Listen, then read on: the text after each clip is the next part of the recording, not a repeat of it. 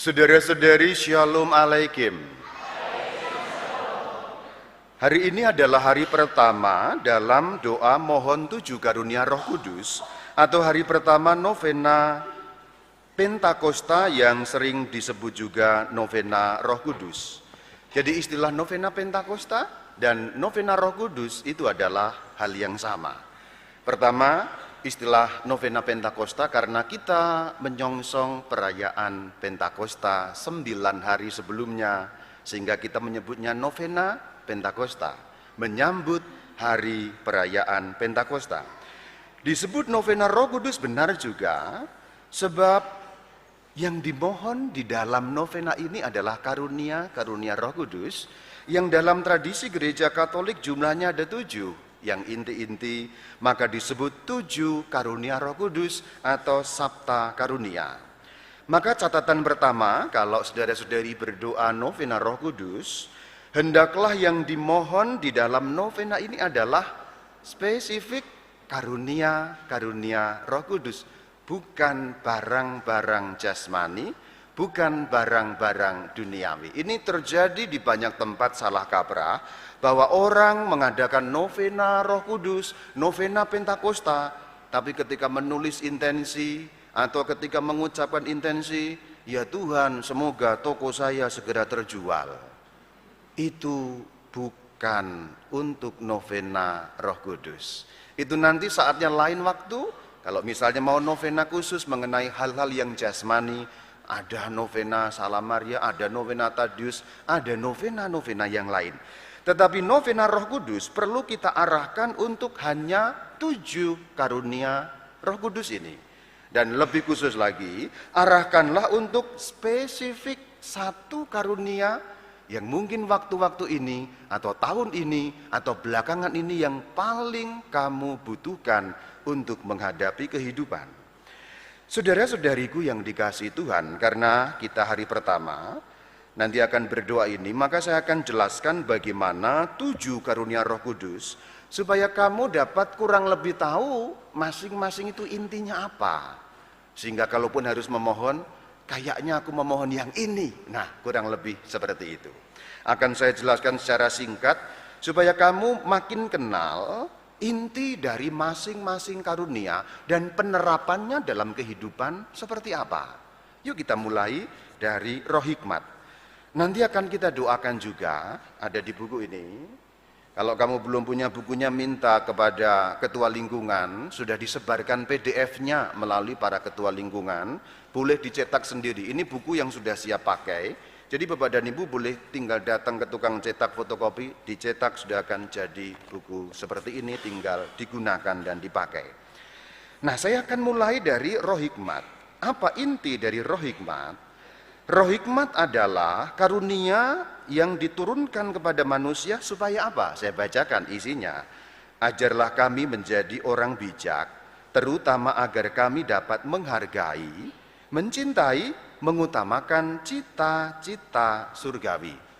Jadi supaya dapat membedakan mana yang penting, mana yang tidak penting. Mana yang paling penting, mana yang sebenarnya tidak penting di dalam kehidupan ini. Atau Roh Hikmat juga memberi kita kebijaksanaan yang mampu memilah dan memilih.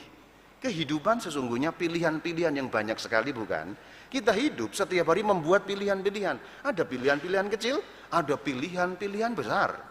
Kalau orang dikarunia Roh Hikmat menjadi orang yang bijak, maka orang akan lebih mudah melakukan pemilihan-pemilihan terutama saat-saat genting, saat-saat menentukan di dalam kehidupan. Itu karunia Roh Hikmat. Tahun ini yang saya mohon karunia Roh Hikmat. Kalau kamu apa? Nanti dulu ya, jangan tiru-tiru saya. Sebab setiap orang berbeda-beda. Mentang-mentang Rama Bayu Roh Hikmat terus saya ikut, jangan ikut-ikutan. Sebab barangkali kamu sudah lebih berhikmat daripada pastor parokimu ini, kan? Bisa jadi kan? Kadang-kadang umat tuh lebih berhikmat daripada pastornya, bisa saja ya. Nomor 2, roh pengertian. Tadi pertama Roh Hikmat, memilih dan memilah, mana tahu penting, mana tahu kurang penting. Itu Roh Hikmat. Nomor 2, roh pengertian. Pengertian itu paham. Jadi memberikan pemahaman. Intinya mengenai apa? Saya bacakan doanya. Terangilah budi agar dapat memahami ajaran Yesus. Terutama untuk dapat lebih memahami ajaran Yesus Tuhan.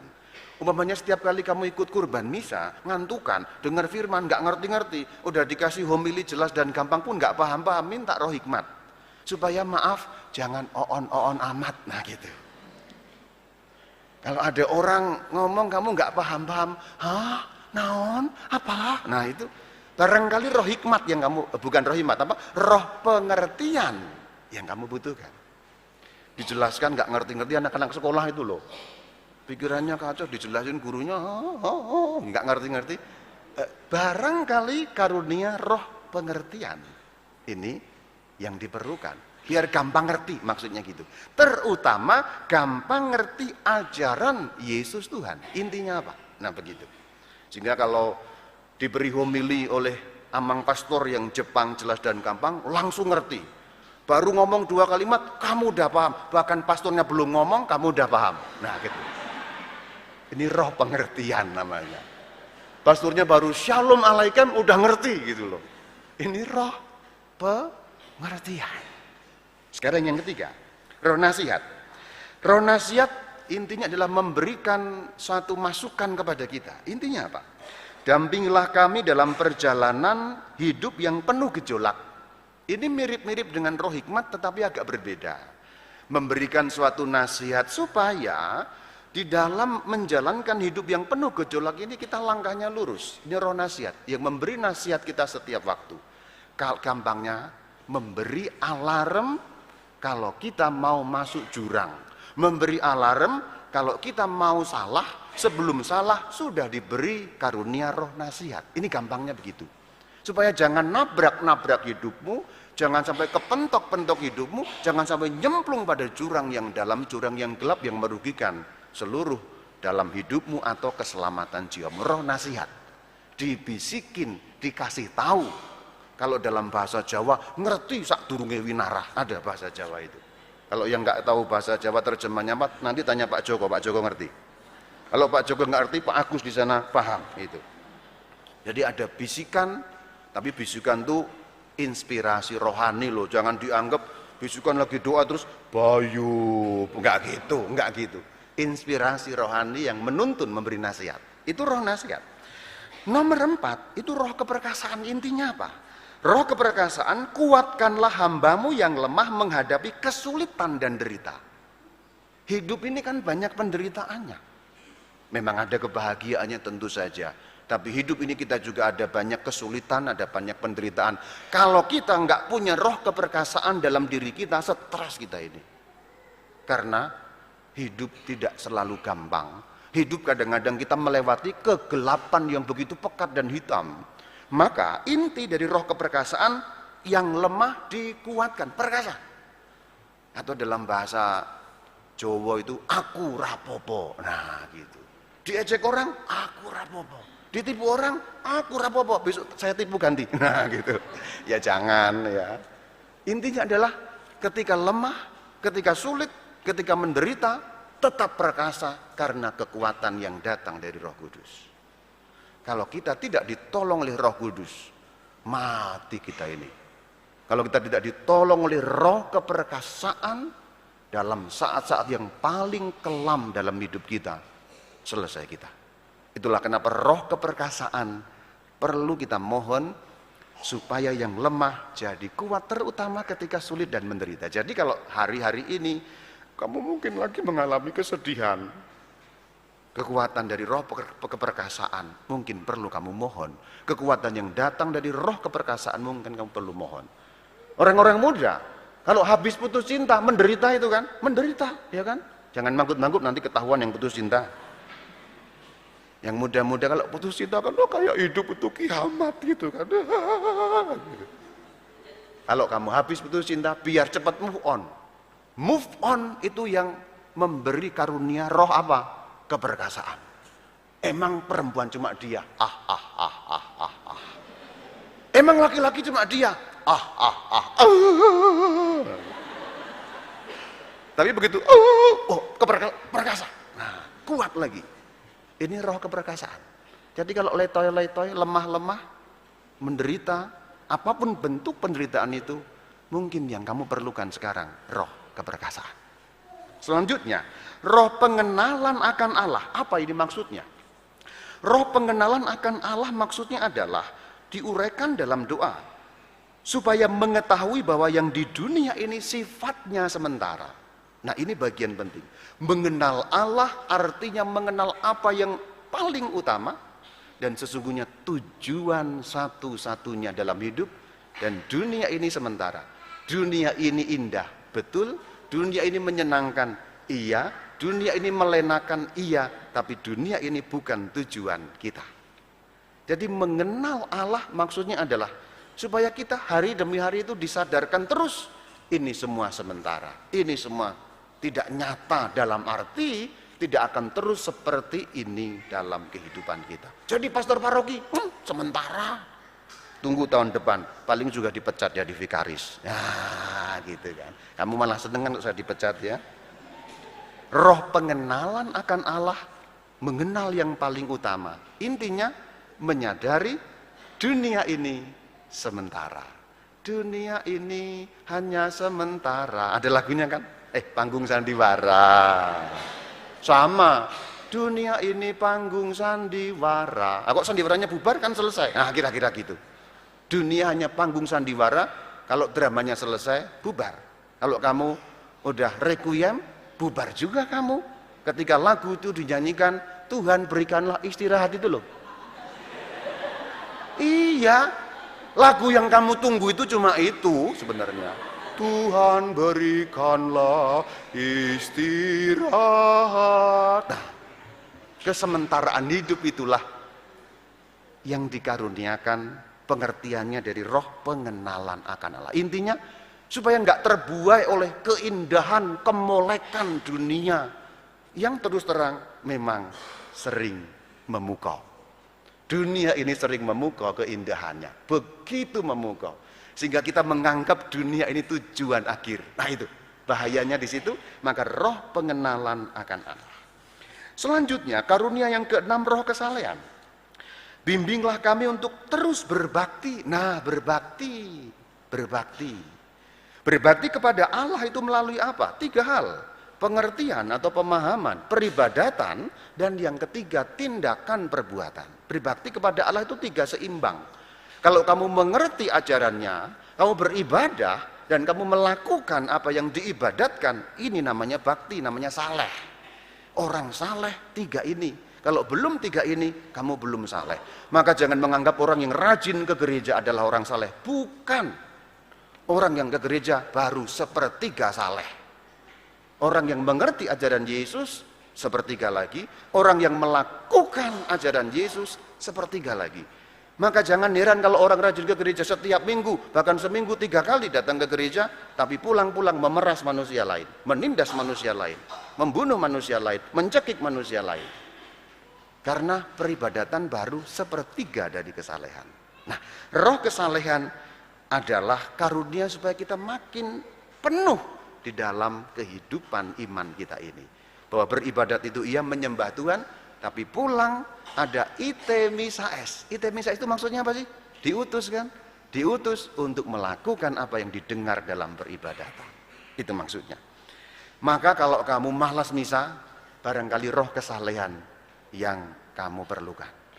Kalau sudah jam 6 pagi hari Minggu dibangunkan masih bangun. Nah, mungkin ini roh kesalehan yang kamu perlukan. Roh kesalehan membantu bangun pagi hari Minggu supaya misa jam 8 tepat waktu. Jam 6 bangun, jangankan kok jam 6, jam 4 bahkan jam 3 kamu sudah bangun. Kalau dinaungi roh kesalehan, misa jam 8, jam 3 subuh pasti sudah bangun. Saking salehnya, siap-siap jam 3 bangun, padahal nanti misalnya jam 8. Karena kebanyakan roh kesalehannya. Gitu ya. Ini memang hari tapi tahu maksudnya ya. Lucu-lucu dikit biar masuk dalam pikiran. Kalau terlalu tegang ya nggak masuk dalam pikiran. Terakhir, roh takut akan Allah. Ini kalau suka biasanya kamu takut jurik, ini yang dibutuhkan. Roh takut akan Allah, takutlah akan Tuhan, jangan hantu. Memang ini hanya kebalik, Tuhan hantu, Tuhan hantu. Memang hanya bolak-balik memang. Tuhan, hantu. Jadi kamu takutnya Tuhan apa hantu?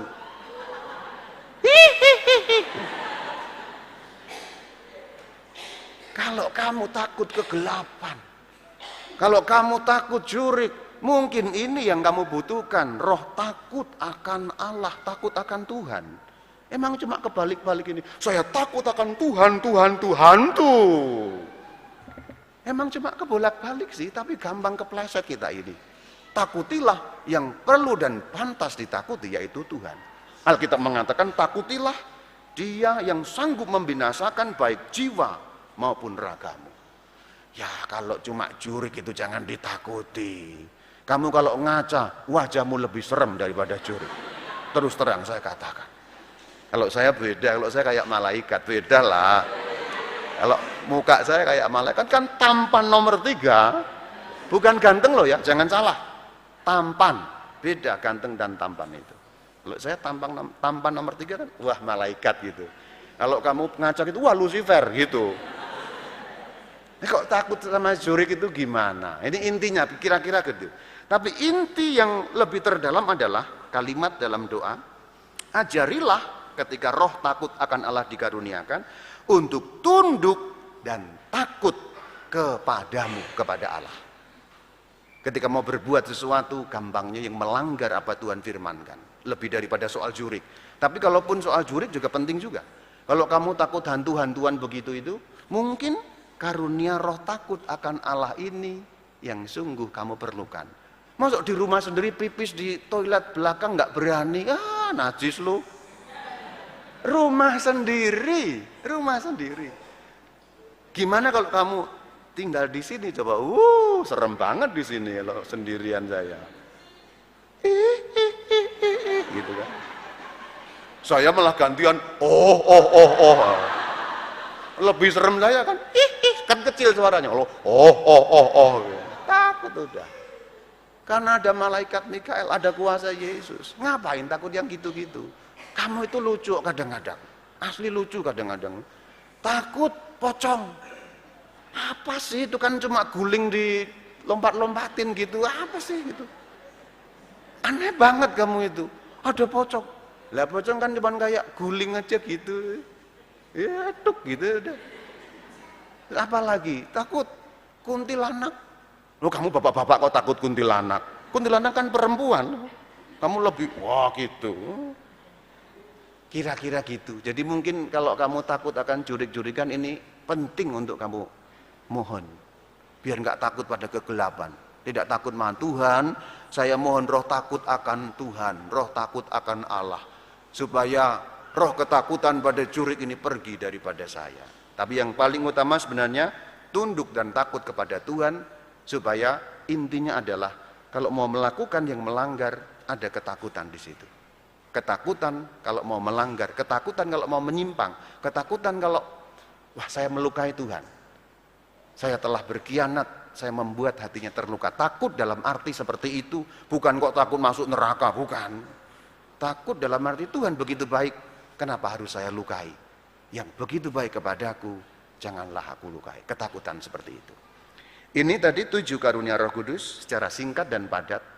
Maka nanti doanya sudah kita akan doakan pertama ini. Nah, semoga kamu mulai mengerti kira-kira apa ya tahun ini anugerah istimewa 7 karunia Roh Kudus yang cocok bagiku sekarang. Semoga kamu menemukannya seperti aku juga sudah menemukannya. Aku mohon roh hikmat supaya makin berhikmat lagi, mampu membedakan apa yang di depan mata, mampu tahu secara bijak dan melangkah dengan lebih lurus di hadapan Tuhan. Itu yang ku minta. Semoga kamu juga makin jelas dengan apa yang perlu kau minta.